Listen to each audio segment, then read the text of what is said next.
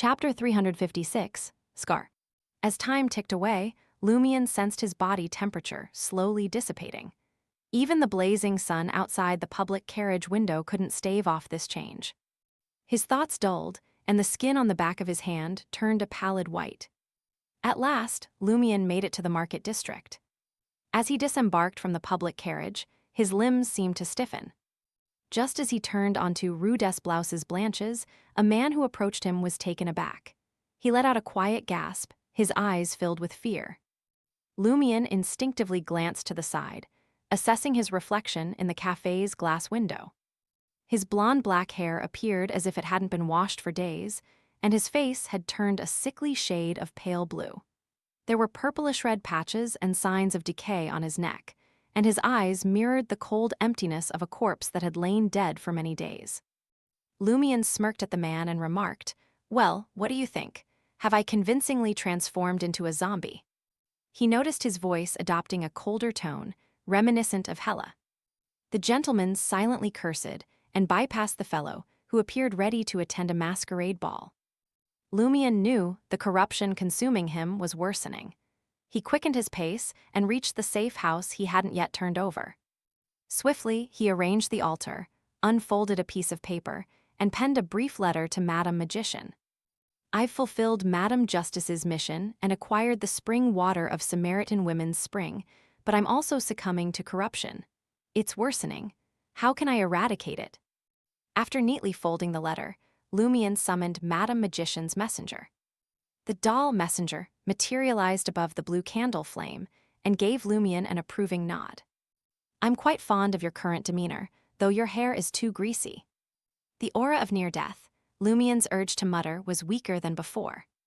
After watching the doll messenger depart, he set a 15-minute time limit. If Madame Magician didn't respond by then, he'd have to explore other avenues to rid himself of the corruption.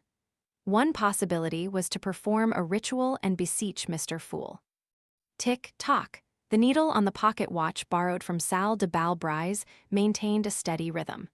However, Lumion had previously noticed that it was nearly 10 minutes slow. It was as if the closer he came to the Samaritan Women's Spring, the slower it ticked. Suddenly, starlight materialized from the void, forming a mysterious and ethereal door. The door swung open, and Madame Magician emerged, dressed in a brownish-yellow gown.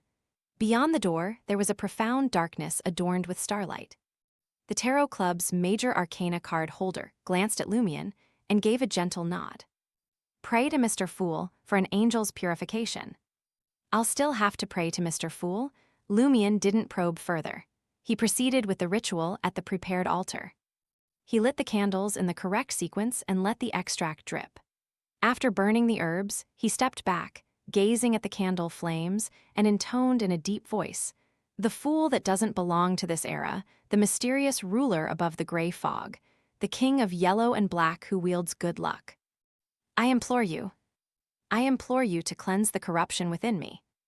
Once the ritual concluded, Lumion once again saw an angel formed from light, surrounded by 12 pairs of luminous wings. With only his peripheral vision remaining, he felt the chill in his body dissipate, and his body temperature quickly returned to normal.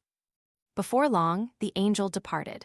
Lumion looked at the full-length mirror in the room and realized that his complexion, hair, and eyes had completely returned to normal. The purplish-red livor mortis had vanished entirely.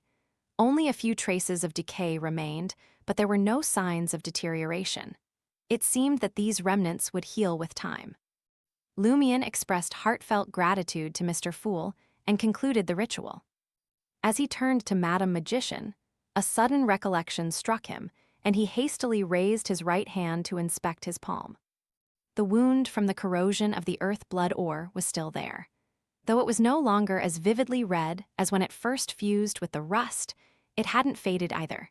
It appeared as if he had marked his palm with a few scars using blood. Sensing a faint undercurrent of madness and violence emanating from his right palm, Lumion furrowed his brow in confusion. "Can't this be cleansed?" Madame Magician fixed her gaze on his right palm for a few moments, but didn't provide a direct answer. Instead, she spoke, "Share the details with me." She took the initiative to pull up a chair and sat down, showing no inclination to continue the conversation standing. Lumion settled into a chair at the wooden table, beginning with Madam Justice's assignment and recounting how he and Hella had each extracted a third of a canister's worth of Samaritan women's spring water. He narrated the encounter with the colossal, frenzied figure and the bizarre power. Simultaneously, he didn't omit any details about Monette's appearance and actions, as well as the curious return of the Earth-blood ore. Madam Magician listened to Lumion's account in silence before letting out a chuckle. It's quite challenging for truly formidable figures to die completely. Even without beyonder characteristics, bodies, or souls, they often leave behind mental imprints, death marks, residual auras, and other remnants. When the right conditions align, they may find a way back into the real world with a suitable vessel. Like the oldest one, the Creator, Lumion grasped the gist of Madam Magician's explanation and inquired further, "So, who is this figure?" Madam Magician took a moment to reflect and replied, "It's likely the Blood Emperor of the Fourth Epoch, Alistair. The Blood Emperor, one of the four emperors." Lumion had heard this title and name mentioned by Gardner Martin. Alistair's empire once spanned what was present-day Intis. The Trier, submerged underground, had served as his capital. According to Gardner Martin, the Blood Emperor was a true deity who grasped the hunter pathway, signifying that he was a sequence 0 Red Priest. "That's correct," Madam Magician affirmed. "The War of the Four Emperors was a genuine conflict among gods. Alistair met his end in the submerged Fourth Epoch Trier, which also caused the capital to sink underground. He had long descended into madness and committed numerous atrocities.